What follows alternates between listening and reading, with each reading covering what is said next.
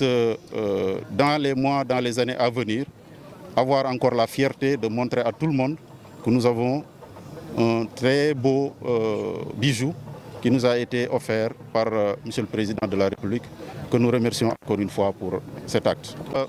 Pour les familles, pour les commerçants, pour les personnes affectées par le projet de façon générale, il y a eu, avant l'érection de Keur Massar en département, un recensement qui avait été fait par la commission départementale de recensement et d'évaluation des impenses de Pikine. Et c'est une occasion pour moi de féliciter mon collègue de Pikine pour ce qui a été fait ici, qui a eu à recenser toutes les personnes qui ont été impactées. Celles-ci ont été indemnisées par Ageroute. On a eu quelques difficultés, il faut l'avouer, pour faire libérer l'emprise. Mais le juge de l'expropriation nous a permis d'avancer pour tenir compte de l'intérêt général, en demandant de consigner de l'argent au niveau de la caisse dépôt et de consignation pour certaines familles qui, jusqu'à présent, n'ont pas encore donné leur accord.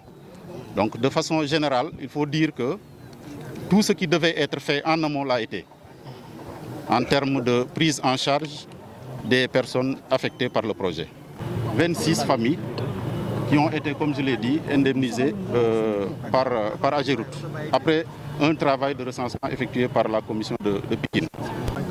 J'ai déjà pris un arrêté que je vais partager avec vous, qu'on a publié, et qui interdit toute occupation, je dis bien toute occupation, sur l'emprise. L'emprise, c'est la chaussée, c'est la route, là où nous sommes. Mais c'est aussi les dépendances qui sont nécessaires à l'exploitation. Donc c'est les aménagements annexes que vous voyez, les trottoirs et tout ça. La gendarmerie devra y veiller, mais aussi nous aussi on va y veiller, Inch'Allah.